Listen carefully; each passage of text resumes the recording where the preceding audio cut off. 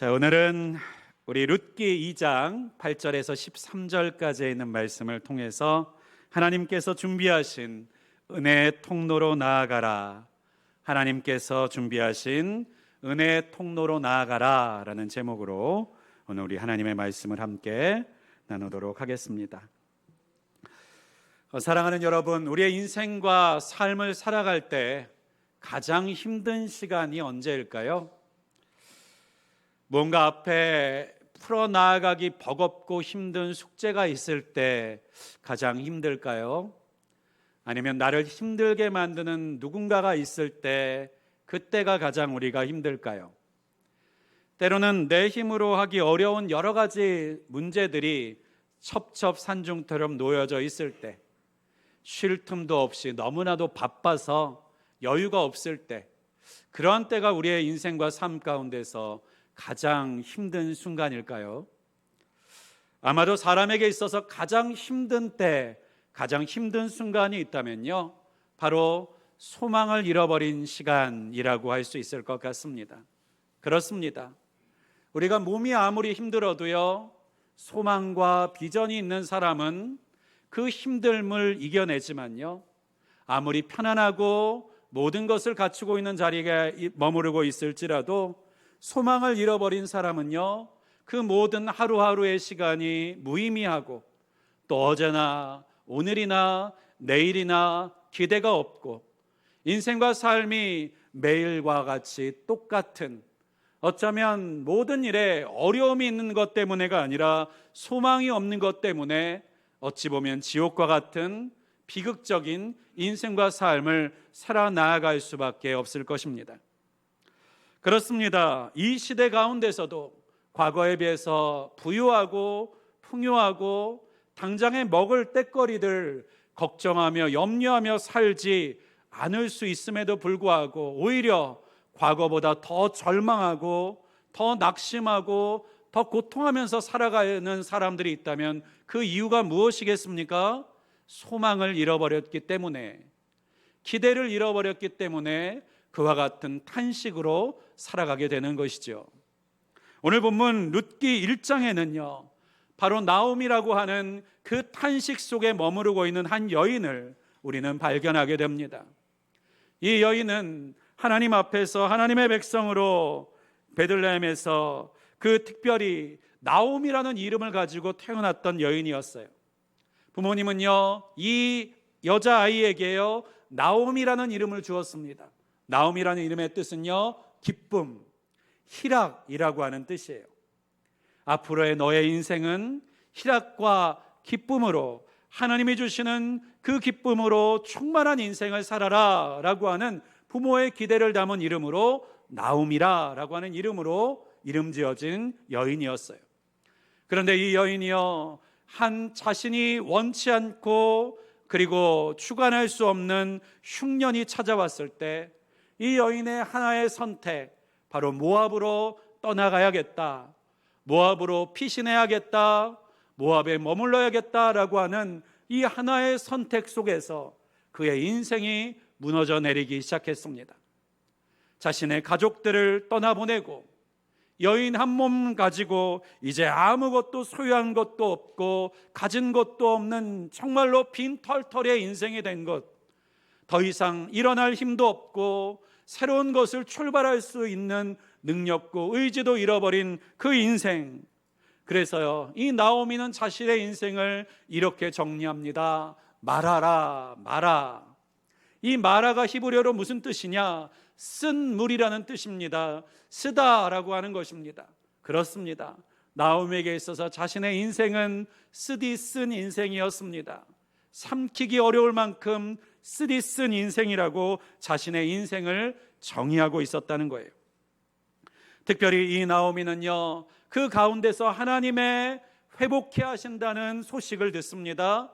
그래서 이 나오미는 그 말씀을 붙들고 돌아가자, 이제 돌아가자, 주님께 돌아가자 결심을 하고 베들레헴 자신의 고향으로, 자신이 나아왔던 모압으로 머물기 전에 머무르고 있었던 그 땅으로 다시 돌아가게 되었던 것이 바로 룻기 1장의 이야기였습니다. 그런데요, 여러분, 돌아온 것 아닙니까?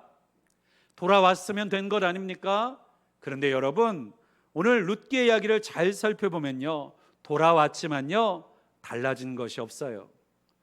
나오미는 여전히 빈털털이고요, 여전히 나오미를 도와주고 붙들어주고 의지할 만한 든든한 사람이 나오미의 주변에 있지 않습니다.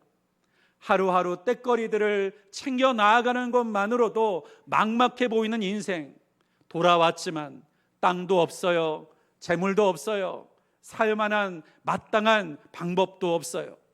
그저 자신을 따라온 며느리였던 룻과 두 여인은요, 어쩌면 손만 빨고 있을 수밖에 없는 자리가 자신이 돌아오고자 했던 베들레헴이었다는 것을 알면 낙심하고 있을 수밖에 없지 않았을까요? 그런데 오늘 본문에서는요, 이 베들레헴은 시작하는 자리였다는 사실을 우리에게 보여주고 있습니다.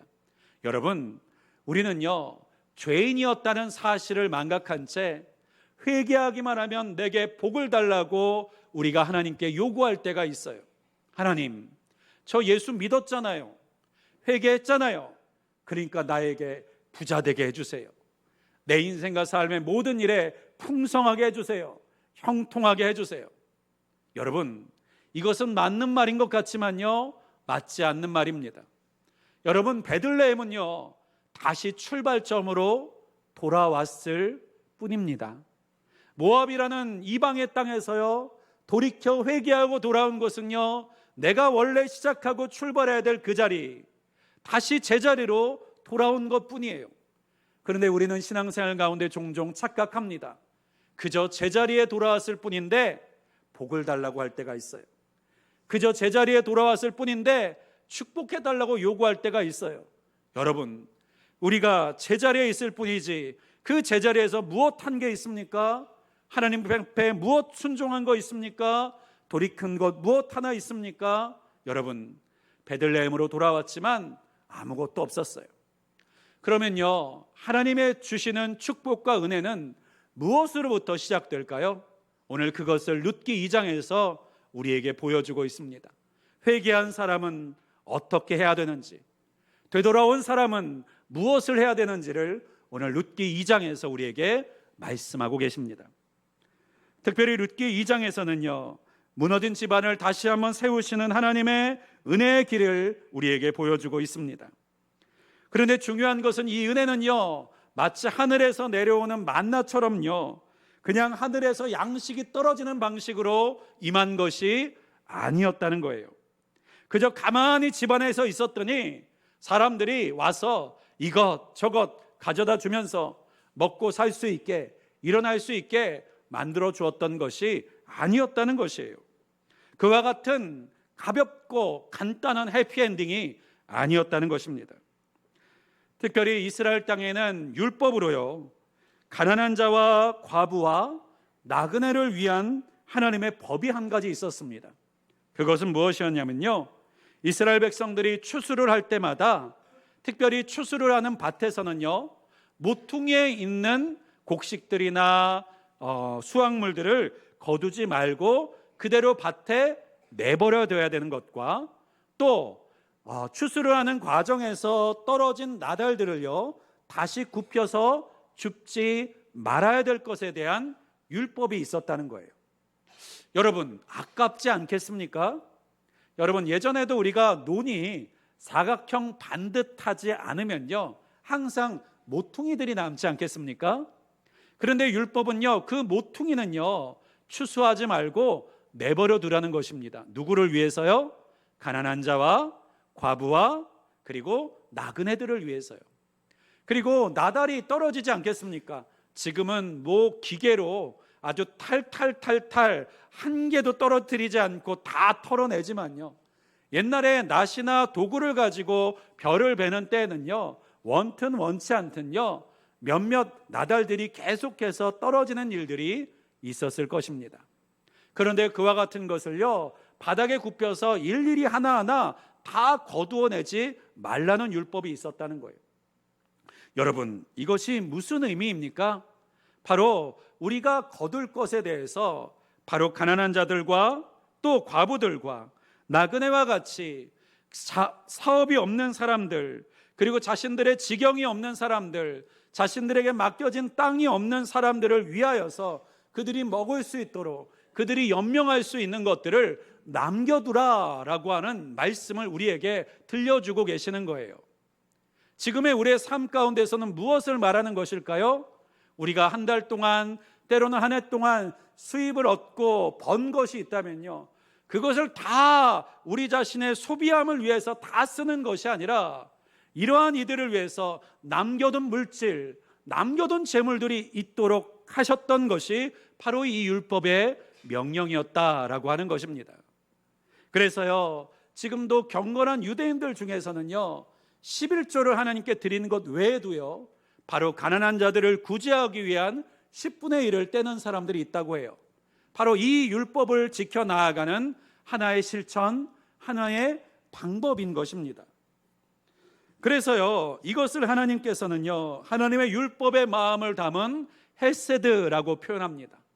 여러분, 헤세드는요, 단순한 긍휼, 단순한 사랑이 아니라요, 무엇에 근거한 긍휼, 무엇에 근거한 사랑이냐? 관계에 근거한 사랑, 관계에 근거한 긍휼이라고 부르는 것이 바로 이 헤세드라고 하는 것입니다.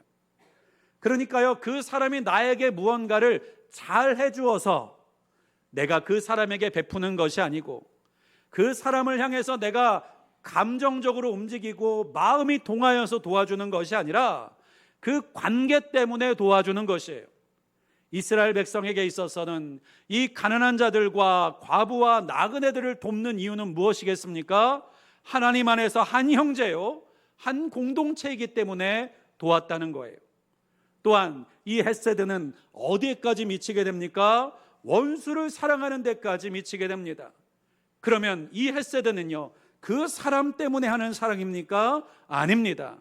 하나님과의 관계 때문에 하는 사랑, 하나님의 관계 때문에 하는 구제, 하나님의 관계 때문에 베푸는 헌신, 이것이 바로 헤세드라고 부르는 것입니다. 이 헤세드의 근본은요, 바로 하나님께서 우리를 사랑하시는 것입니다. 성경은 우리가 하나님 앞에서 죄인 되었을 때에 먼저 우리를 하나님께서 사랑하셔서 우리에게 구원함을 주셨다고 성경은 말씀하고 있습니다. 그렇습니다.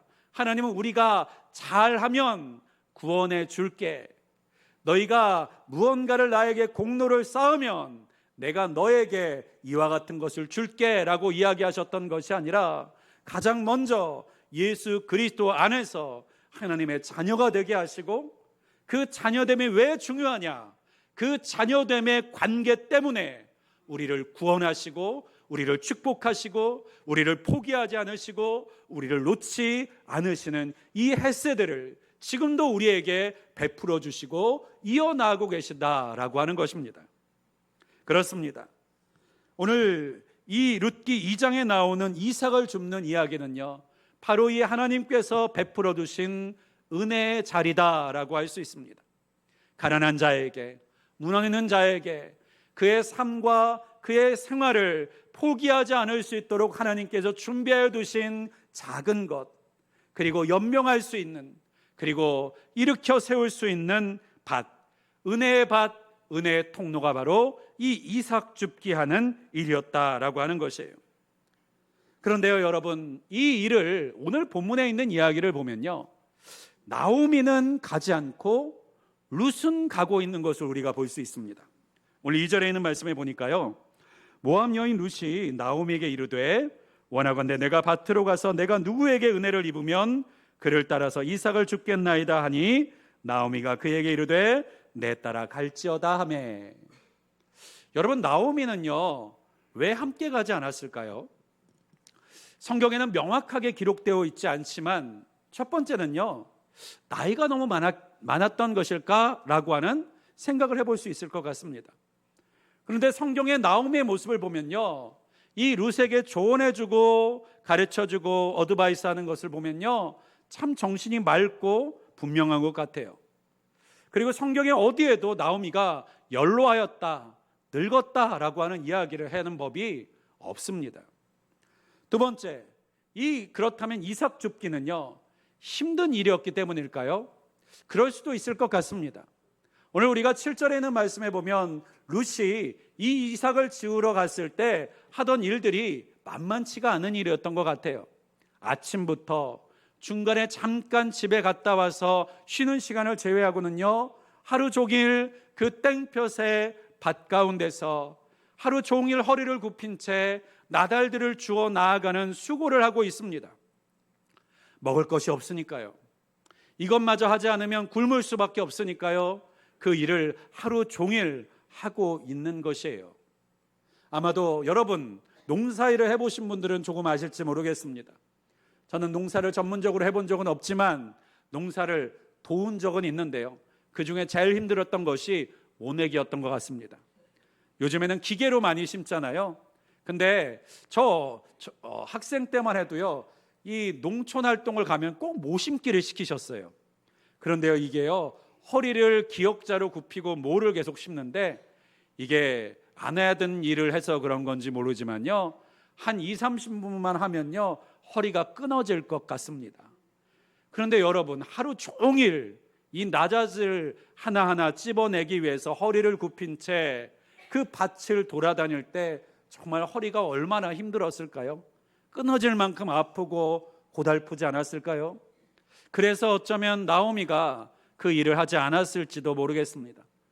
또 한 가지, 나오미는요, 이 베들레헴으로 돌아왔지만 때로는 부끄러움 때문에, 때로는 민망함 때문에 사람들 앞에 나서고 싶지 않았을지도 모르겠습니다.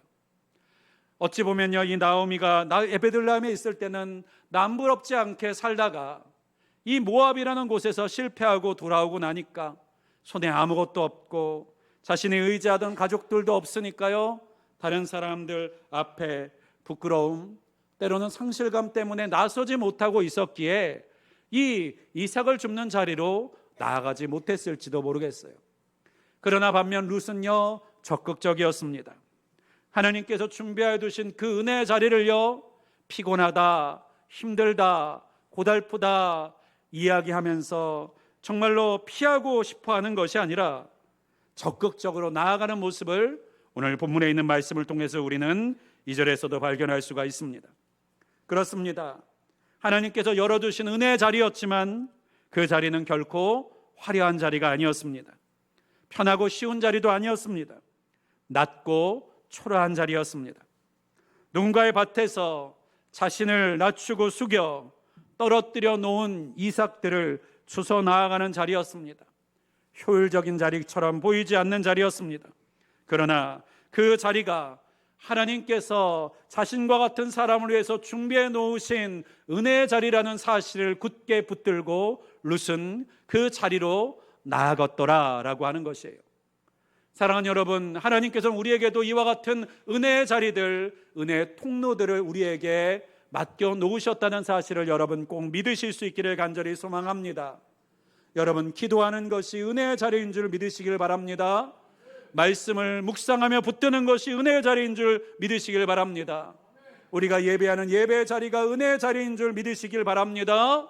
성도들과 함께 교제하며 간증하며 함께 붙들고 기도하는 모임의 자리들이 은혜의 자리임을 여러분 꼭 믿으실 수 있기를 간절히 소망합니다. 그 자리 가운데서 내가 환영받는 것이 아니어도, 누군가 나를 지켜 올려 세워주는 자리는 아닐지라도 그저 기도할 것이 없어서 인내하고 버티며 무슨 말을 해야 되는지 나 자신과 씨름하는 기도의 자리, 때로는 말씀의 자리라 할지라도 그 은혜의 자리로 나아가실 수 있는 저와 여러분이 되실 수 있기를 주님의 이름으로 간절히 축원을 드립니다. 특별히 이 은혜의 자리는 그 은혜로 그치지 않는다는 것을 여러분 기억하시기를 바랍니다. 여러분, 룻은요, 그 은혜 자리에 나아갔을 때 하나님은 그 자리에 무엇을 또한 준비해 놓으셨느냐?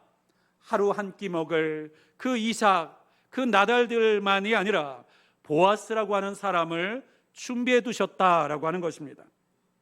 그래서 오늘 본문에 있는 말씀에 보면요, 이 보아스가 룻을 만나고 룻에게 이와 같은 좋은 혜택들을 제공하고 있습니다. 은혜를 제공하고 있어요.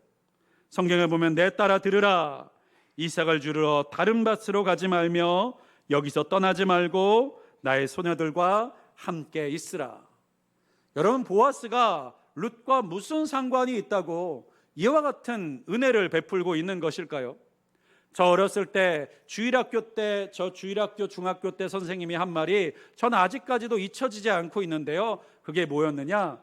루시 예뻤을 것이다. 얼마나 예뻤으면 밭에서 일하고 있는데 말도 부탁도 하지 않았는데 이렇게 다 갖다 주고 또 하물며 결혼까지 하겠냐? 여러분, 저는 그 말을 철석같이 믿었습니다. 그런데 나중에 성경을 잘 읽어보니까요, 성경에 그런 말이 없어요. 여러분, 성경은 정직합니다. 진짜 예쁘면 예쁘다고 이야기합니다. 잘생기면 진짜 잘생겼다고 이야기해요. 그런데 아니면 아니라고 이야기를 합니다. 대표적으로 예수님은요, 잘생기지 않으셨습니다. 이사야 예언을 통해서 보면요, 예수님 안에서는요, 그럴듯한 것을 찾아보시지 못할 외모적인 특징이 없으셨다고 이야기하세요. 여러분, 그렇습니다. 룻도요, 이방인이었기 때문에 독특해 보일 수는 있었겠지만 예쁜 사람, 잘생긴 사람은 아니었던 것 같습니다. 그러면 보아스는 무엇으로 인하여서 은혜를 베풀었을까요? 오늘 성경에 있는 말씀에 보면요, 이 보아스가 은혜를 베풀었던 이유가 11절에 나옵니다. 11절에 보니까요, 내 남편이 죽은 후로 내가 시어머니에게 행한 모든 것과 내 부모와 고국을 떠나 전에 알지 못하던 백성에게로 온 일이 내게 분명히 알려졌느니라. 그러니까요, 보아스는요, 이 룻이 자신의 시어머니를 책임지고 섬기기 위해서 이곳까지 왔다는 사실을 알았던 거예요. 여러분, 이 룻의 행동이 바로 헤세드입니다. 왜요? 자신의 이익과 자신의 편안함을 위해서는요, 자신 혼자 살아가는 것만으로도 버거운 인생 아닙니까? 그런데 무엇을 위해서요? 하나님 앞에서 혼인을 맺은, 그리고 그 안에서 한 가족이 된 그 나오미를 향한 책임을 그 순간 속에서도 포기하지 않고 지켜나가는 사랑과 헌신과 그리고 희생, 이것이 바로 헤세드라고 했던 거예요. 바로 그 헤세드를 이 보아스는요, 감탄하고 있었던 거예요. 그리고 또한 이어서 12절에 있는 말씀에 보니까 어떤 이야기가 나오느냐? 여호와께서 내게 행한 일에 보답하시기를 원하며 이스라엘의 하나님 여호와께서 그의 날개 아래 보호를 받으러 온 내게 온전한 상 주시기를 원하노라 라고 이야기하고 있어요. 그러니까요, 이 시어머니를 향한 헤세드를요, 보아스는 뭐라고 축복하고 계십니까? 여호와께서 내가 행한 일에 보답하시기를 원한다. 여러분, 그러니까요, 이 헤세드는 누가 갚아주시는 것이라고 생각했다는 것이죠? 하나님께서 갚아주시는 것이라고 생각했다는 거예요. 그러니까요, 이 헤세드는 무엇 때문에 하는 것입니까? 시어머니가 불쌍해서요? 나오미가 가련해서요? 아닙니다. 누구 때문에요? 하나님 때문에 행하는 사랑, 하나님 때문에 행하는 궁일이기에 하나님께서 갚아주시리라 라고 보아스가 지금 선포하고 있는 거예요. 사람으로서는, 관계만으로서는 이제 끊어져서 남남이라고 해도 과언이 아닐 수 있는 그 순간 속에서 하나님과의 관계, 하나님과의 헤세드를 기억하면서 그까지 그것을 붙들고 있는 이 룻을 향해서 하나님께서 갚아주시리라, 지금 이 말씀을 하고 있는 것입니다.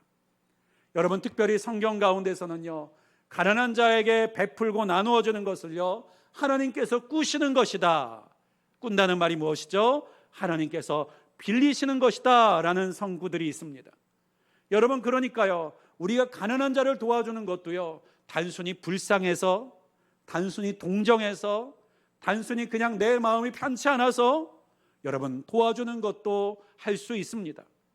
그런데 이것은 믿는 자나 믿지 않는 자나 다 할 수 있는 감정이에요. 그러나 하나님의 백성, 하나님의 사람은 그 위에 한 가지가 더 있어야 한다는 것입니다. 무엇 때문에요? 하나님과의 관계 때문에 우리가 그 가난한 자들과 과부들과 또 나그네들을 돕고 섬기는 일들이 있어야 한다는 것이에요. 왜요? 세상에 불쌍히 여기고 동정하는 것은요, 그것으로 끝나는 것입니다. 그러나 하나님 앞에서 행하는, 하나님과의 관계로 인해서 우리가 행하는 헤세드는 누가 갚아주신다고요? 하나님께서 갚아주시는 것입니다. 여러분, 동정은 한계가 있습니다. 불쌍히 여기는 것도요, 한계가 있습니다. 그 사람이 안타까워서 도와줄 수 있는 것도 한계가 있습니다. 그리고 그 책임도 끝이 있을 수밖에 없어요. 그러나 하나님께서 우리에게 요구하시고 명령하시는 것은 무엇입니까? 헤세드의 사랑이라는 거예요. 누구 때문에요? 하나님 때문에 행하는 긍휼, 하나님 때문에 행하는 헌신, 하나님 때문에 행하는 구제인 것입니다. 그래서 여러분, 하나님의 헤세드를 가진 사람들은요, 내가 가지고 있는 일부만을 내어놓는 사람이 되는 것이 아니라 그 하나님의 헤세드에 충만한 사람들은 무엇까지도 내어줍니까? 내 생명까지도 내어줍니다. 내 인생까지도 내어줍니다. 내가 편안히 살아갈 수 있는 앞날의 삶들조차도 내려놓고 무엇을 따라가요? 하나님께서 맡기신 헤세드를 붙잡고 따라가는 인생을 살고 있는 것을 여러분은 보신 적들이 있으실 것입니다. 사랑하는 여러분, 우리 마음 가운데 있는 것이 그저 동정이 아니라, 불쌍히 여기는 감정이 아니라 헤세드의 사랑을 품고 그 헤세드의 사랑을 행할 수 있는 하나님의 사람들이 되실 수 있기를 주님의 이름으로 간절히 축원을 드립니다. 또한 이 룻이 하나님의 백성들, 전에 알지 못하던 백성들에게 나온 일을 오늘 보아스는 이렇게 축복합니다. 이스라엘 하나님 여호와께서 그의 날개 아래 보호를 받으러 온 내게 온전한 상 주시기를 원하노라. 그렇습니다. 룻의 이 행동은요, 그저 시어머니를 따라온, 그저 어찌 보면요, 인간의 하나의 선택으로 본 것이 아니라 오늘 성경은 이 선택을 뭐라고 평가하고 있습니까? 여호와의 날개 그늘 아래 보호를 받으러 온 사람이라고 칭하고 있었다라고 하는 거예요. 여러분, 이 베들레헴으로 이 나오미가 왜 왔습니까? 하나님의 헤세드를 경험하기를 원하였어요. 또 이 나오미의 나아감을 따라왔던 룻도요, 똑같이 이 하나님의 헤세드를 맛보고 누리기를, 이 은혜의 통로, 은혜의 밭을 만나기를 원하여서 함께 나왔습니다. 그것을 하나님께서는 뭐라고 우리에게 평가하시고 칭찬하시더라는 거예요? 그의 날개 아래 보호받으러 온 내게 온전한 상을 주시기를 원하노라. 이것을 상이라고 부르고 계시다는 거예요. 상이라고요. 여러분, 우리가 예수 그리스도를 의지하는 것은요, 우리의 힘으로는 어쩔 수 없어서 하나님을 찾게 되는 것, 예수 그리스도를 붙들게 되는 것 아닙니까? 그런데 하나님은요, 이게 웬일입니까? 그 모습을, 그 아무것도 없어서 하나님 앞에 나오는 우리를요, 상 받을 만하다라고 이야기하고 계시다는 거예요. 여러분, 놀랍지 않습니까? 그게 무슨 상을 받을 만한 일입니까? 내가 힘들어서 나온 것 아닙니까? 내가 할 수 없어서 나온 것 아닙니까? 내가 아무것도 아니니까 나온 것 아닙니까? 그런데 그러한 자가 하나님 앞에 나오는 것을 하나님은요, 상 받을 만하다라고 이야기하고 계셨다는 거예요. 사랑하는 여러분, 세상은요, 상을 받기 위해서 얼마나 많은 경쟁을 합니까? 얼마나 많은 치열한 인생을 살아가야 합니까? 잠을 줄이고 시간을 줄이고 삶을 쪼개어내야지만 겨우겨우 받아 누릴 수 있는 것이 이러한 상들 아닙니까? 그런데 하나님께서는요, 남자나 여자나 나이가 많으나 적으나 외국인이나 유대인이나 또 내가 가진 것이 많으나 적으나 그 모든 것들 가운데서 상 받게 하시고자 예수 그리스도 안에서 지금도 우리를 부르시고 예수 그리스도 안에서 우리를 붙드시는 하나님이심을 여러분 꼭 믿으실 수 있기를 주님의 이름으로 간절히 축원을 드립니다. 그렇습니다. 여러분, 이 하나님께서 이 룻을 향해서 주신 헤세드는요, 바로 룻이 먼저는 자신의 어머니였던 나오미를 향한 헤세드를 포기하지 않았을 때 이와 같은 일들이 일어납니다. 더 나아가서는 하나님이 마련해 주신 이삭을 줍는 은혜의 밭, 은혜의 통로를 피하지 않고 그 자리로 나올 때 하나님께서는 보아스라고 하는 그 이삭을 주러 나올 때는 기대하지 못했던, 그리고 바라지 못했던, 그리고 상상하지 못했던 준비된 은혜, 준비된 축복을 주셨던 것을 우리가 다시 한번 기억할 수 있게 되기를 간절히 소망합니다. 그렇습니다.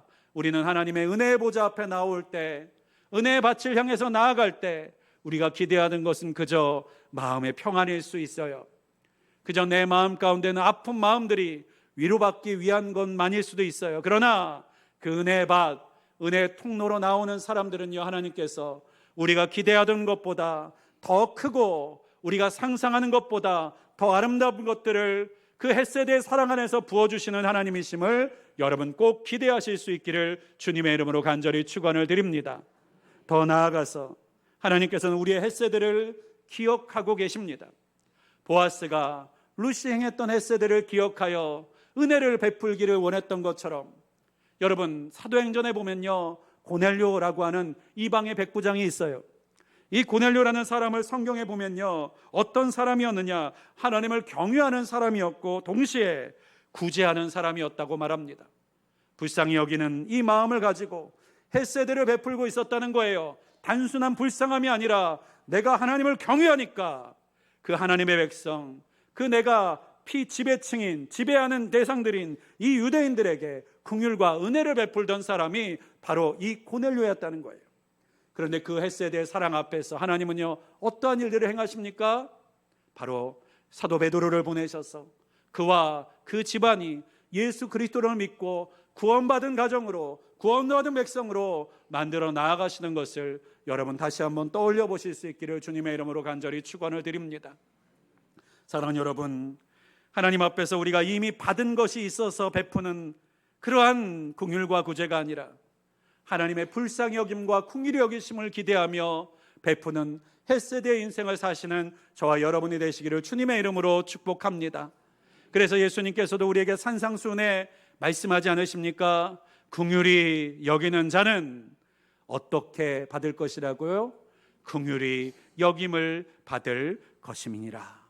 사랑하는 여러분, 여러분께서 이 예수 그리스도 안에서 부르심을 받은 사람들이십니까?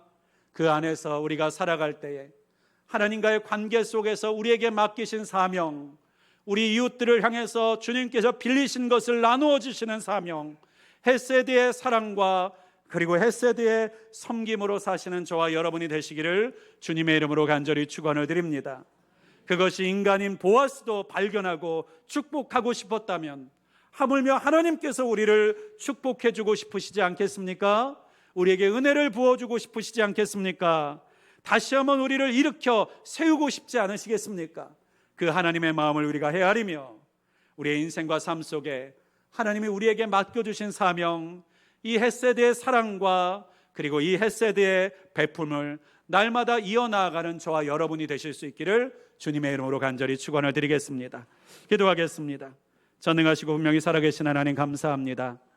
오늘도 하나님 앞에 이 룻의 이야기를 통해서 가만히 주저앉아 있는 인생이 아니라 그 은혜의 밭을 향해서 씩씩하게, 용감하게, 담대하게 나아갔던 룻의 모습이 우리의 모습이 되기를 원합니다.